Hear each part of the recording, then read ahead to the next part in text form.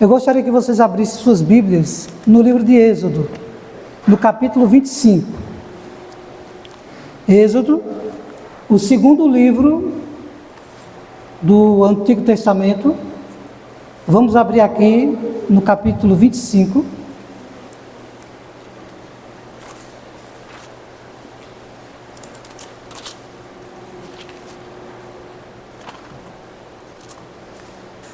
E vamos ler o verso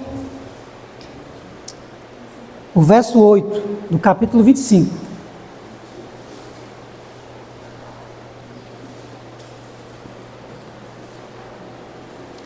Que diz assim: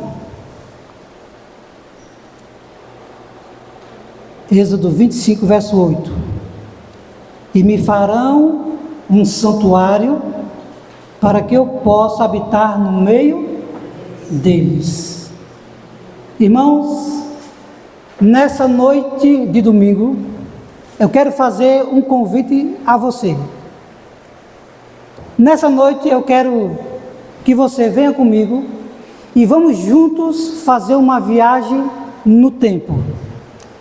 Nós iremos viajar no tempo e nós iremos viajar ao passado, há mais ou menos 2000 anos atrás. E nessa viagem que nós fazemos no tempo, há 2000 anos atrás, nós vamos até as terras de Jerusalém nos dias do Novo Testamento. E nessa viagem que nós fazemos, nós chegamos lá no dia de sexta-feira. Andando pelas ruas de Jerusalém, nós nos deparamos com o templo da cidade, o grande templo de Jerusalém. Um templo magnífico. É mais ou menos 3 horas da tarde. O sacerdote está ali em pé, no pátio do templo, e o sacerdote está com um cutelo nas mãos. Um cutelo é uma espécie de faca. E o sacerdote ele está prestes a sacrificar um cordeiro, um pequeno cordeiro, pelos pecados da nação. Então, ao erguer a mão para desferir o golpe mortal no inocente animal, de repente, a natureza toda entra em convulsão. Assustado com toda aquela situação, toda aquela agitação da natureza, o sacerdote ele deixa cair a faca no chão. O cordeiro escapa e ouve-se um som vindo do interior do templo. É o véu do santuário que separava o lugar santo do lugar santíssimo. O véu é rasgado de alto a baixo, de forma sobrenatural, por mãos invisíveis. Mas o que está acontecendo é que fora dos muros da cidade, em um monte chamado Monte Calvário, 3 cruzes foram erguidas, 3 homens sendo crucificados. A cruz do centro parece que está envolvida em trevas. Nela se encontra um homem conhecido ali como Jesus de Nazaré. E Jesus de Nazaré na cruz, com o sangue escorrendo sobre a sua face e mãos, sobre os seus pés, ele grita, ele brada em alta voz: está consumado. Pai, nas tuas mãos eu entrego o meu espírito. Cristo morre na cruz. Com a morte de Cristo na cruz, acontece aquilo que os teólogos chamam de sacrifício expiatório ou sacrifício substitutivo. Aqueles animais que ali eram mortos no templo apontavam para este acontecimento. E uma vez que o acontecimento ocorrera, tornou-se desnecessário os sacrifícios de animais. Por quê? Porque a sombra encontrou-se com a realidade, o tipo encontrou-se com o antítipo. E uma vez que a sombra encontra-se com a realidade, o tipo encontra-se com o antítipo, torna-se desnecessário o sacrifício de animais. Foi por causa disso que o véu rasgou-se de alto a baixo, o sacerdote deixou cair a faca no chão e o cordeiro escapou. Mas, irmãos, a história da cruz, a história da salvação, ela não termina na cruz. Por quê? Porque quando Cristo ele morreu na cruz e foi sepultado, Cristo ele ressuscitou e subiu ao céu. Portanto, a nossa atenção deve estar dirigida não somente para o que Cristo fez lá na cruz do Calvário, mas a nossa atenção deve estar dirigida para o que Cristo faz por nós nesse exato momento nas cortes celestiais. E nesse exato momento, irmãos, Cristo está lá não como um cordeiro para ser sacrificado, mas Cristo está lá como um grande sumo sacerdote à direita do trono da majestade. Amém por isso? Amém. O verso que nós acabamos de ler diz o seguinte: Deus pediu a Moisés: me farão um santuário para que eu possa habitar no meio de vós. Esse santuário que é mencionado nesse verso é o santuário que funcionava sob a antiga aliança, sob o antigo concerto. Nesse santuário de Moisés, que foi Moisés quem o construiu, se ensinava aquele povo o caminho da salvação. No entanto, a tenda móvel de Moisés foi substituída, mais ou menos depois de 400 anos, pelo templo fixo construído pelo rei Salomão. No entanto, também vieram os exércitos de Babilônia, invadiram Jerusalém e destruíram o templo de Salomão. E uma vez que destruíram o templo de Salomão, levaram também cativo muitos do povo de Deus para a Babilônia. E ali o povo de Deus permaneceu em Babilônia cerca de 70 anos. Mas havia uma profecia dizendo que Deus os libertaria. E assim aconteceu. E uma vez liberto, o povo de Deus volta a Jerusalém. E esses exilados, ao voltarem a Jerusalém, encontraram o templo de Salomão em ruínas. E eles decidiram reconstruir o templo. Esse templo que os exilados da Babilônia decidiram reconstruir, ficou conhecido como o templo de Zorobabel. Era também chamado do templo do rei Herodes. Por quê? Porque Herodes o havia embelezado grandemente. Mas na realidade quem o construiu foram os exilados da Babilônia. Esse mesmo templo, embora em grandeza e majestade, ele não se comparava ao templo de Salomão. O profeta Ageu disse: a glória desse templo será maior do que a da primeira, porque nele entrará o desejado de todas as nações. Uma referência a Cristo, o Verbo, como nós estamos estudando na lição, que se fez carne e habitou no meio de nós. Sim, o próprio Deus, encarnado na forma humana, veio visitar o seu templo. No entanto, Cristo veio para os que era seu e os seus não o receberam.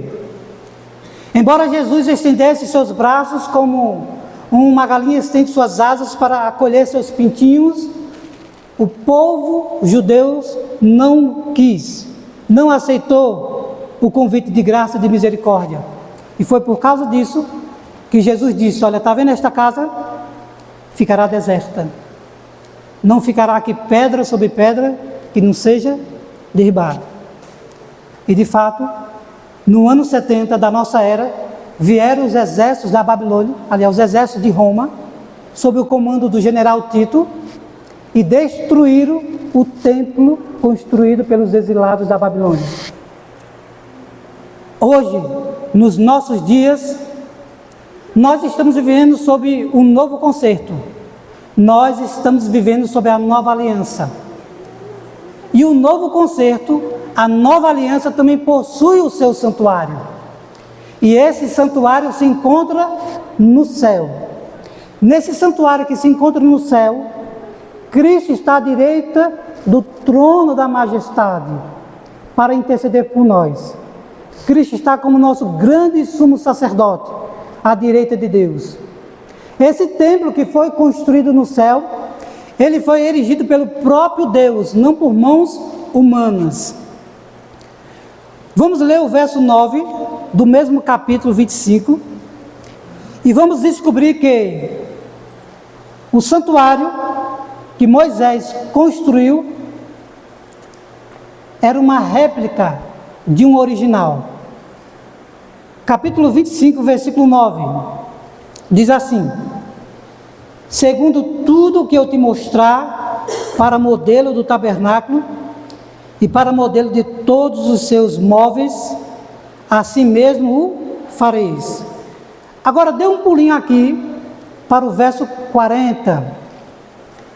Vê, pois, que tudo façais segundo o modelo que te foi mostrado no monte.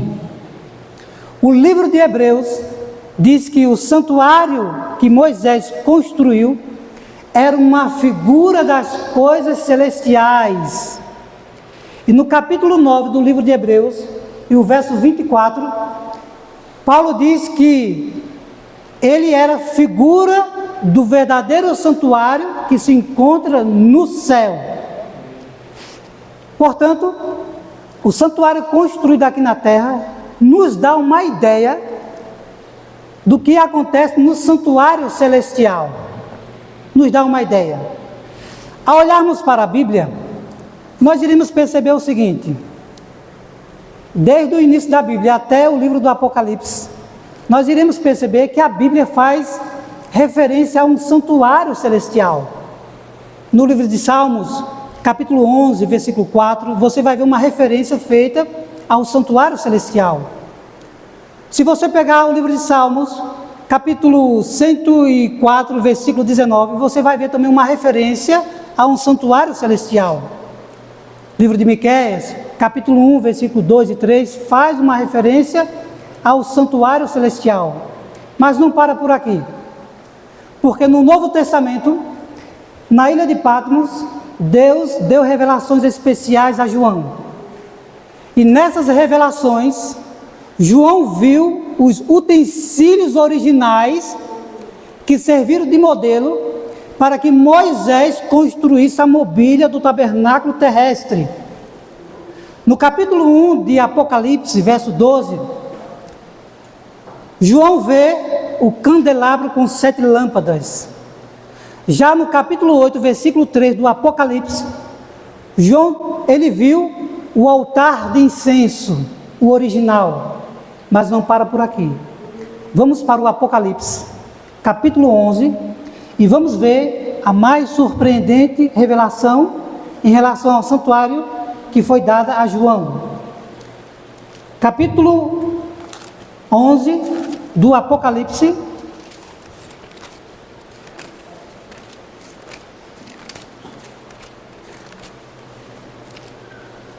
e o versículo 19, que diz assim: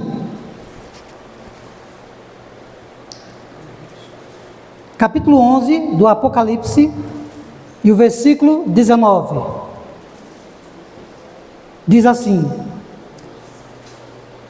abriu-se então o santuário de Deus que se acha no céu, e foi vista a arca da aliança no seu santuário, e sobrevieram relâmpagos, vozes, trovões, terremotos e grande saraivada.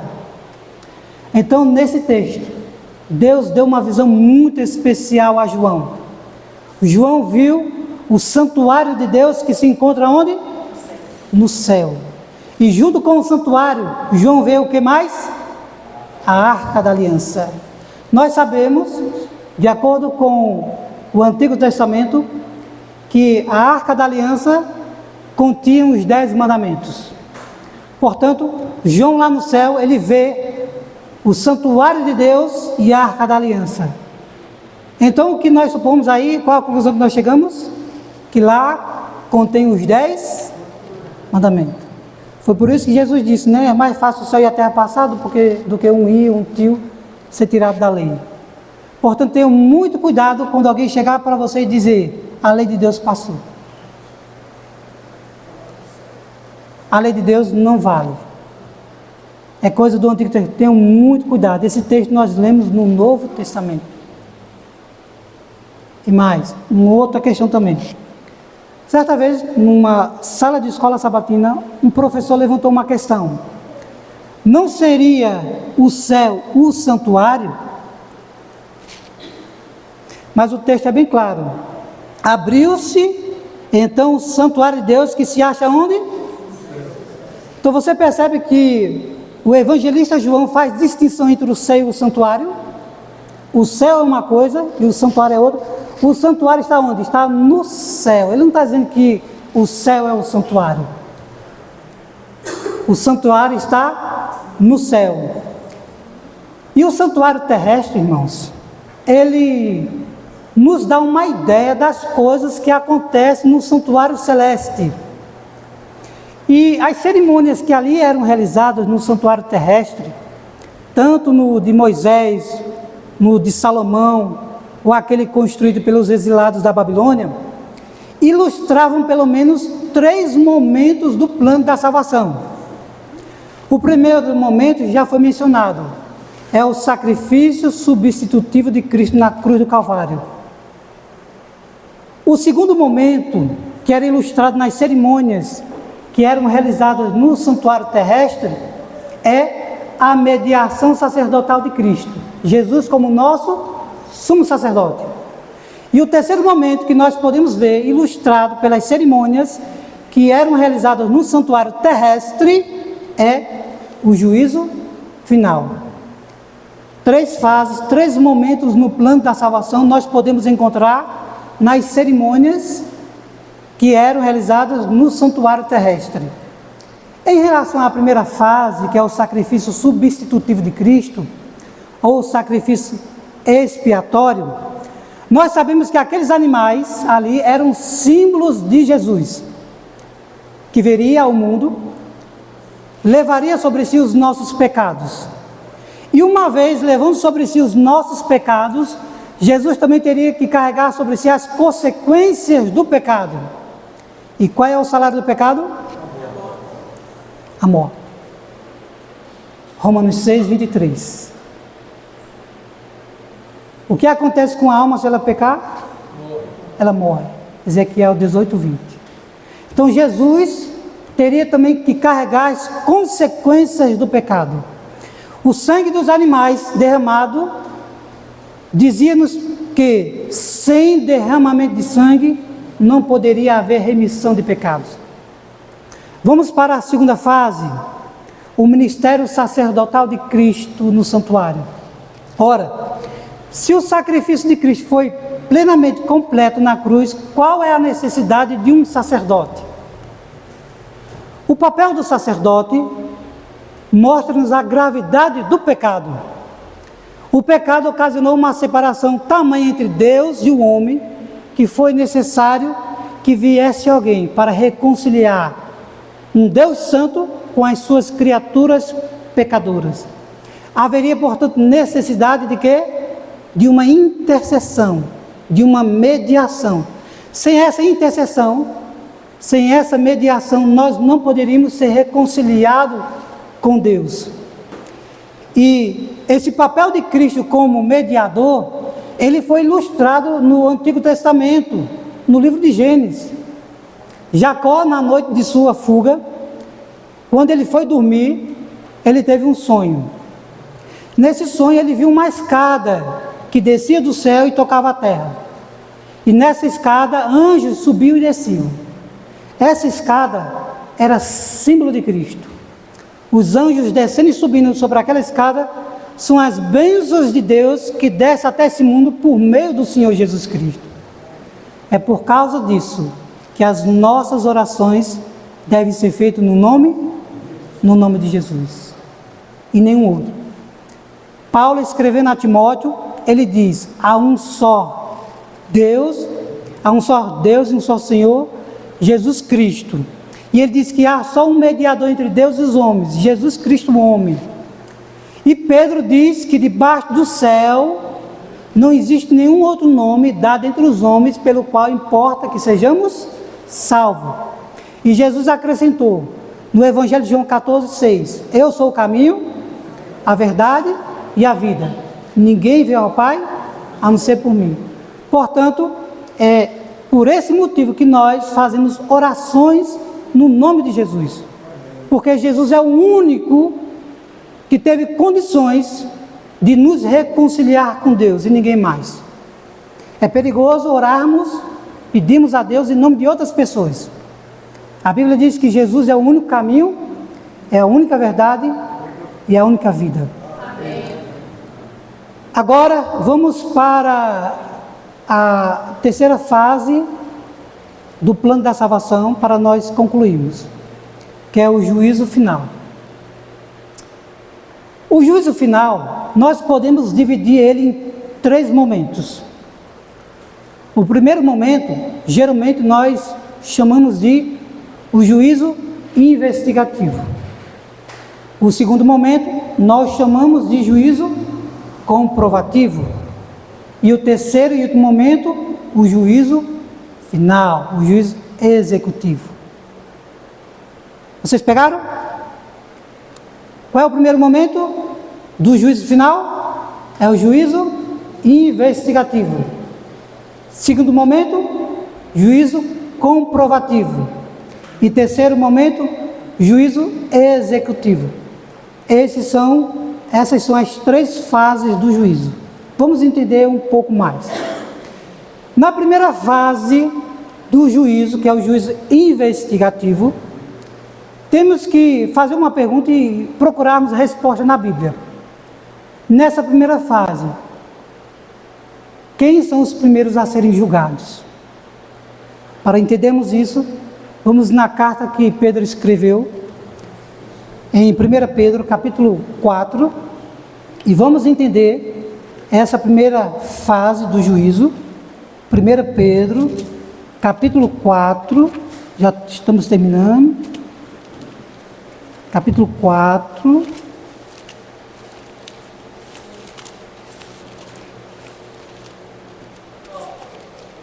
E vamos ler o verso 17.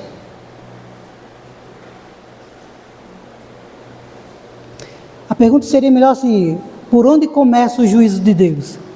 Diz assim o verso 17, capítulo 4, da primeira carta de Pedro, e o versículo 17, diz assim: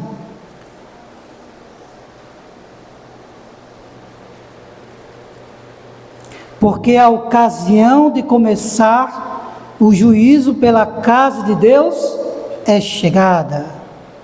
Ora, se primeiro vem por nós, qual será o fim daqueles que não obedecem ao Evangelho de Deus? Então o juízo começa por quem? Por nós. A irmã White, ela diz o seguinte, que o juízo começa pelos que ao longo da história professavam ser servos de Deus. O juízo começará por eles. Portanto, nesse juízo, que começará pela casa de Deus, por aqueles que professam ser seguidores de Deus, professam ser povo de Deus, não somente será julgado os vivos, porque numa carta escrita a Timóteo, Paulo diz que eu conjuro-te pelo Deus vivo e por Jesus Cristo que há de julgar vivos e mortos. Então, nesse julgamento de investigação, será julgado vivos e mortos. Se entende, portanto, que os primeiros a serem julgados serão os que não estão mais entre nós. O povo de Deus que não está mais entre nós. Estão aonde? Nos túmulos, descansando no sono da morte. Começa com eles. E se entende-se que o julgamento começa com aquele que primeiro professava ser seguidor, adorador do Deus verdadeiro e morreu. No caso, quem foi a primeira pessoa a morrer na face da terra? Abel. Quando Deus procurou Caim e perguntou: onde está o teu irmão? Deus disse: o que tu fizeste? O sangue do teu irmão clama a mim. Clama pelo quê? Clama por justiça. Deus julgará os seus santos. Deus fará justiça. Iniciando-se, portanto, com Abel, todos os mortos serão julgados. Na primeira fase, o profeta povo de Deus. E quando todos os mortos, profeta povo de Deus, for julgado, iniciará o julgamento dos vivos. Nós não sabemos quando. A única coisa que nós sabemos é que quando essa fase dos mortos passar para os vivos, o povo de Deus, será um período curto, não será longo, será curto esse período do julgamento dos vivos. E nesse julgamento, o julgamento de investigação, será decidido quem, dentre os que estão mortos, que professavam ser seguidores de Deus, será digno de participar da primeira ressurreição. Se há uma primeira ressurreição, há uma segunda ressurreição. Então, nesse julgamento será decidido quem, dentre os mortos, que professava ser seguidor de Deus, será digno da primeira ressurreição. E também, nesse julgamento, será decidido quem, dentre os vivos, será digno de passar pelaquela transformação citada por Paulo na carta aos Coríntios, em que ele diz que os nossos corpos serão transformados em corpos imortais. O corruptível no incorruptível, o mortal no imortal. Será decidido nessa primeira fase. E uma vez que assim for decidido, será decidido quem dentre eles será digno da trasladação. Quem dentre eles será digno de encontrar o Senhor Jesus Cristo nas nuvens do céu. Irmãos, nesse grande dia eu gostaria de estar entre eles. E vocês? Amém. Amém. Essa é a primeira fase. E uma vez que subirmos ao céu, mas eu vou tocar logo num ponto importante, nessa primeira fase, irmãos, também é decidido quem é digno de permanecer com seu nome escrito no livro da vida. Isso é importante. Portanto, a Bíblia nos ensina que não basta o nosso nome estar escrito no livro da vida. É preciso que o nosso nome permaneça escrito no livro da vida. Deus disse a Moisés: eu riscarei do meu livro todo aquele que pecar contra mim. Portanto, tão importante quanto termos o nosso nome escrito no livro da vida, é ter o nosso nome permanecendo no livro da vida. E Deus disse: eu riscarei do meu livro todo aquele que pecar contra mim. Uma referência a pecados conhecidos e não abandonados. Como é que nós podemos pecar contra o Senhor? Quando nós sabemos que algo é errado e decidimos, mesmo depois de recebermos luz a respeito desse assunto, decidimos permanecer no erro. Se decidimos permanecer no erro, não resta mais sacrifício por nós. Apenas uma perspectiva, uma expectativa horrível de fogo consumidor. Infelizmente. E uma vez que for decidido quem permanecerá com seu nome escrito no livro da vida, Cristo nos levará para o céu, aonde nós iremos passar 1000 anos com Jesus. E ao iniciar os 1000 anos no céu, inicia-se também a segunda fase do juízo de Deus, que é o juízo comprovativo.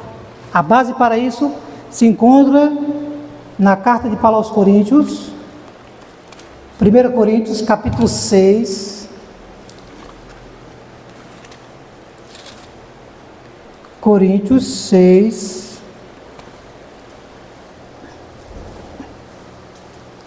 e vamos ler o verso 2. Eu vou procurar resumir por causa do tempo. Capítulo 6, verso 2 de 1 Coríntios, diz assim: e não sabeis que os santos hão de julgar o mundo? Ora, se o mundo deveis ser julgado por vós, sois acaso indigno de julgar as coisas mínimas? Está em 1 Coríntios, capítulo 6, versículo 2. Para entendermos essa fase, a melhor maneira é o que geralmente nós passamos para as pessoas quando estamos dando estudo bíblico. Imagine, Jesus vem, você sobe no céu, está lá no céu, com roupas brancas, uma coroa de ouro na sua cabeça, e ali você conhece os patriarcas, os profetas, Jó, você vê o seu anjo da guarda, e você conversa com Jesus. Amém por isso, né? E ali você vai ver pessoas, nossa, fulano está aqui, nem acredito, não é fulano, não é? Você vai ver pessoas que você achava que não estariam no céu, e vai estar no céu. E glória a Deus por isso, né? Mas ao andar no céu, você vai perceber que algumas pessoas não estão ali. Você vai procurar, talvez perguntar, você viu fulano? E começará, né? Você se perguntar onde está, e você certamente irá perguntar a Jesus, ao seu anjo da guarda, onde está fulano? E fulano poderia ter sido o quê? O primeiro ancião da sua igreja, que dava estudos bíblicos, como diz aquele filme. Poderia ser o pastor de sua igreja, o diretor de escola sabatina. Poderia ser o missionário da sua igreja. Poderia ser aquela senhora que dava esmola aos pobres, vizinha sua. E você vai ver que essa pessoa não estará lá no céu. E você vai se perguntar, onde está fulano? Então, para que não resta dúvida, e lembre-se, irmão, por que isso é importante? Porque foi a dúvida que foi semeada no céu, que foi o motivo da rebelião. Então, para que não haja mais dúvida, Deus irá, em um ato de revelação plena, fazer com que nós, os salvos, tenhamos acesso aos livros de registro dessas pessoas. E uma vez tendo acesso aos livros dessas pessoas, nós iremos ver o quanto Deus foi misericordioso com elas, o quanto Deus pelejou para as conduzir de volta ao caminho, e vamos ver os motivos pelos quais elas não estão ali. E isso irá banir da nossa mente toda dúvida. Nós não iremos questionar a justiça e o amor de Deus pelaquela pessoa. Iremos ver que Deus fez tudo o que era necessário para salvá-la. É nesse sentido que acontece o juízo de comprovativo, de comprovação. E esse juízo, ele acontece lá no céu. Irmãos, sabe o que isso me ensina? Que não adianta esconder pecados. Talvez nessa noite eu esteja falando para alguém que esteja acariciando algum pecado secreto. E talvez isso lhe tire do céu, e talvez ninguém saiba. Mas se alguém se salvar lá no céu, alguém da sua família, e quiser saber o motivo pelo qual você não se salvou, ela saberá os motivos pelos quais você não está lá no céu. O que Jesus disse? Tudo que as pessoas fizerem oculto, né, será revelado. Né? Então, todas as coisas que nós fazemos, irmãos, ficará patente. Então, não é uma ilusão tentar esconder os nossos pecados. Né? Isso tanto é revelado aos olhos de Deus, quanto nessa fase será revelado aos olhos dos salvos. Portanto, qual é o meu conselho? Ao invés de escondermos os nossos pecados, por que não buscarmos perdão em Jesus? Sabe, só será salvo quem tiver o seu nome escrito no livro da vida. Cristo disse, quem crê e for batizado, será salvo. O batismo é uma decisão pública, é uma manifestação pública da sua aceitação a Deus. E nessa noite talvez alguém, não sei, aqui possa ainda não ser batizado. Se você não foi batizado, Jesus lhe diz, você quer ser salvo? Você precisa ter o seu nome escrito no livro da vida. Para isso você precisa tomar uma decisão pelo santo batismo. O batismo é uma profissão pública, uma manifestação pública de sua fé a Deus. Tinha mais o sermão, né? Mas por causa do tempo, eu gostaria de terminar com uma ilustração contada pelo pastor Mark Philly. O pastor Mark Philly, ele conta de um rapaz que ele vendia jornais. E ele vendia jornais com a intenção de juntar dinheiro para comprar um filhote de cão, um cão labrador, um filhotinho. Ele foi trabalhando, foi juntando dinheiro, até que ele viu uma placa ali numa fazenda, vende-se cães labradores. Então ele foi até o dono daqueles animais, o homem estava ali na varanda. Senhor, eu gostaria de comprar um de seus filhotes. Eu tenho dinheiro para isso, senhor. Então o homem assobiou, os cachorros vieram, 5 lindos animais. E o garoto começou a escolher entre eles. De repente, do nada, depois de 1 minuto, surge um outro cãozinho, por detrás da casa, todo cheio de lama. Só que havia algo diferente nesse animal. Ele tinha uma das patas aleijada. Ele nasceu com defeito. O jovem perguntou, mas o que foi que aconteceu com esse cachorro? Olha, ele nasceu com defeito, por isso não está à venda, e eu terei que sacrificá-lo. Porque ele não serve para viver. O garoto, olhando aquela situação, o homem continuou, sim, agora escolha um de seus animais aqui. Já escolhi. Escolheu qual? Eu quero esse. Esse, o aleijado? Sim, o aleijado. Mas você não escutou eu lhe falar? Que ele não serve para viver? Eu terei que sacrificá-lo? Não, mas é esse, senhor, que eu quero ele para mim. Mas por quê? Se você pode escolher esses outros, você quer esse animalzinho?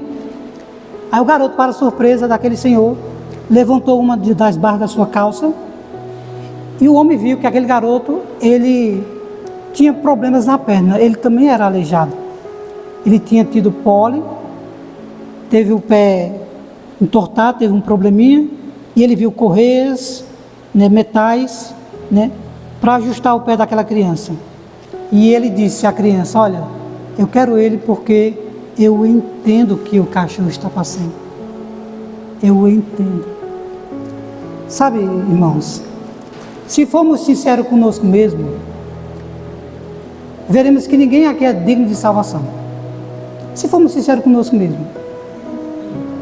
Quantas e quantas vezes nós não pecamos? Quantas e quantas vezes talvez nós não mentimos? Fazemos algo errado que ninguém sabe. E uma vez que nós fizemos algo errado, nós nos tornamos passíveis de morte e de morte eterna. Porque o salário do pecado é a morte.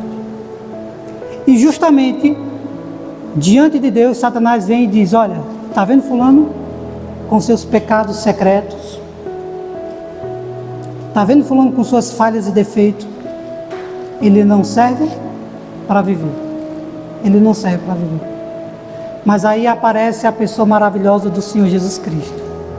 Porque Jesus não é um sacerdote que não possa se compadecer das nossas fraquezas. Mas Jesus foi tentado em todas as coisas, a nossa semelhança, mas sem pecado. E ele diz ao Pai, é verdade que essa pessoa errou e pecou, mas Pai, eu morri por ela. É dessa maneira que Cristo nos apresenta diante de Deus. Sabe, nós não merecemos a vida eterna, mas Cristo, que merecia, nos oferece gratuitamente essa vida eterna. E uma vez nos oferecendo a vida eterna, Ele nos oferece o perdão dos nossos pecados. E nessa noite, se você quiser, se você crer, você pode sair por essas portas, voltar para a sua casa na certeza do perdão dos seus pecados. Não importa se seja algo que você esteja fazendo escondido. Se você nesta noite, no íntimo do seu coração, você pedir perdão a Deus e tomar uma decisão por não fazer mais isso, você irá encontrar perdão no Senhor Jesus Cristo. Amém. Porque Jesus nos convida, venham a mim vocês que estão cansados e sobrecarregados, e eu vos aliviarei. Venham a mim, ainda que teus pecados sejam vermelhos como o carmesim, se tornarão brancos como a neve. Esse é o convite que Deus faz a mim e a você nessa noite. Ele nos oferece o perdão de todos os nossos pecados. E nessa noite, pelos méritos dele lá na cruz, podemos sair na certeza de que ele intercede por nós, por causa dos nossos pecados. Mas se eu sair por essas portas e na semana eu errar, não desista, porque lá no céu nós temos um advogado que se compadece das nossas fraquezas. Filhinhos, essas coisas eu escrevi para que vocês não pequem. mas se alguém pecar, temos um advogado junto ao Pai, Jesus Cristo. Pronto. É só você não desistir, irmãos. Então saia, abandone os seus pecados, porque aquela pessoa que confessa os seus pecados e deixa, alcançará misericórdia. Então confesse os seus pecados no seu coração, os abandone e nessa noite sinta-se abençoado e perdoado pelo sangue do Senhor Jesus Cristo. Amém? Com essa certeza, irmãos, eu quero encerrar com vocês. Há um hino que diz assim: se nós a ti confessarmos e seguimos na tua luz, tu não somente perdoa, purificas também, ó Jesus, sim, de todo pecado. Que maravilha desse amor! Pois mais alvos que a neve, o teu sangue nos torna, Senhor. Vamos nos colocar em pé e com todo entusiasmo cantemos esse belo hino, mais alvos que a neve.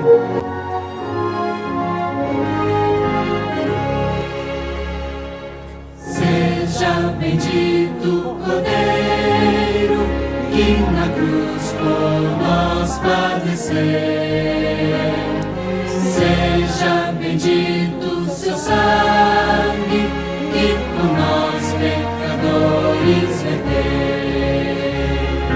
Eis-nos do sangue lavados, com vestes que dão salvação.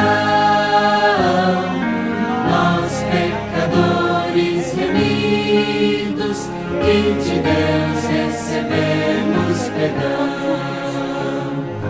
Alvo mais que a neve, alvo mais que a neve, sim, nesse sangue lavado, mais alvo que a neve serei. Quão espinhosa coroa que Jesus por nós suportou.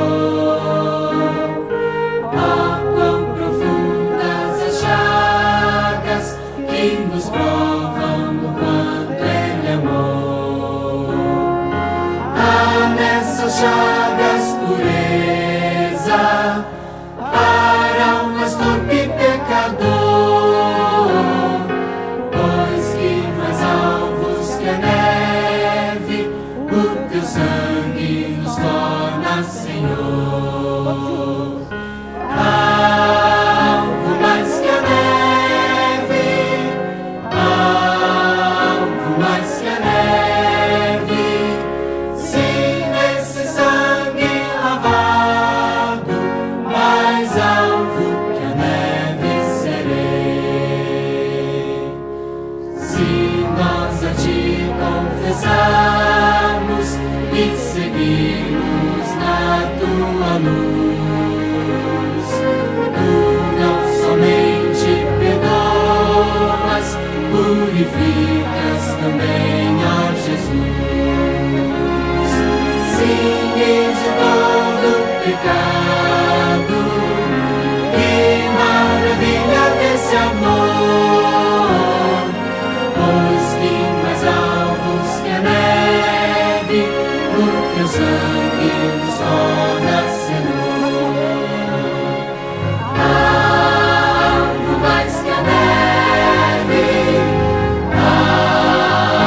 mais que a neve, sim, esse sangue lavado, mais alvo que a neve serei.